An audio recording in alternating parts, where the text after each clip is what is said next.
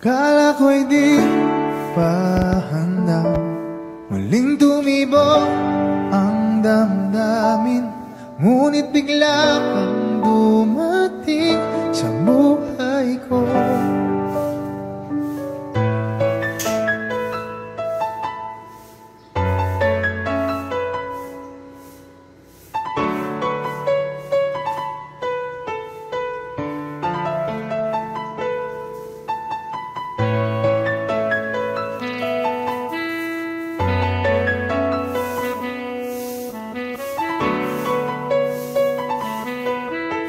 Sana ay ingatan ka niya, hindi ko kayang makitang lumuluha ka.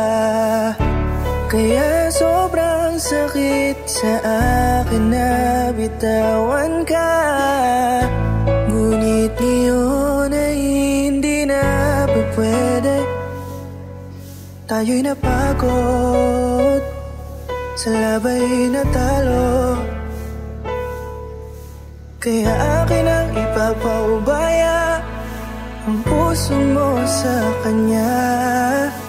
Alam ko naman na siya na ang gusto mo, hindi ka lang nagsasalita. Pagmula nang tayo ay naghiwalay, ay iba na ang iyong ngiti. Ang hiling ko lang, ingatan ka niya, ako nang bahala sa hapdi.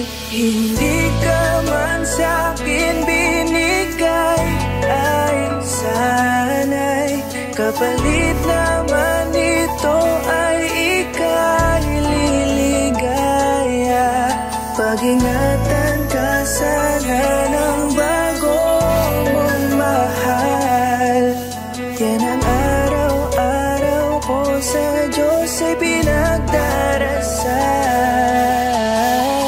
Katulad kung paano kita minahal at kung paano kita itinrato, tanggap ko nang di ka nababalik kasi tuluyan niya na akong tinalo. Natapos na ang huling kahinan ng pag-ibig na magkasabay nating ginuwit. Nasunog na ang pinuo na libro, kaya ang makasama ka di na mauulit. Kahit saan ko ilagay sarili ko ay walang lulugaran. Siguro ako ay isang aral lamang sa buhay mo na minsan lang dumaan. Isang pagsubok na magpapatigas sa'yo sa mga bago pang paparating. Pero salamat kahit di man nagkatuluyan, nagawa mo kong mahalin. Mga mali ko ay babaunin ko na lang saan kamay man ako mapunta. Kaya kung lumigaya sa iba pero sa puso ko ay laging nandun ka, kasi ikaw lang ang pangarap ko. Parang inagaw sa aking lahat, parang dinaganan ng mundo sa dibdib ang nararamdaman. Ganito kabigat para akong dinaanan ng napakatinding unos. Malala ang pagkasalanta, mararamdaman mo lahat itong mga sakit dito sa malungkot na kanta. Parang naubos lahat ng pag-asa, ang buhay ko na ito para saan pa. Alam ko na mahal mo na siya, ang hiling ko lang sana ingatan kanya. Hindi ka man sa'kin binigay, ay sana'y kapalit naman ito ay ika'y liligaya. Pag-ingatan ka sana ng bago mong mahal. Yan ang araw-araw ko sa Diyos ay pinagdarasal.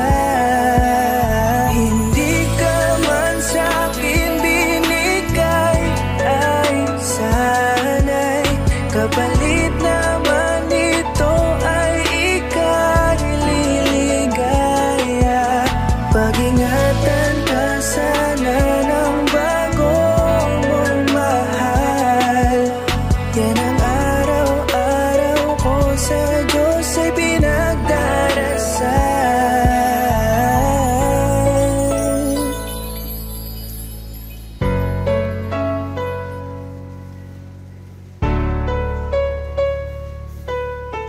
Sana ay ingatan ka niya.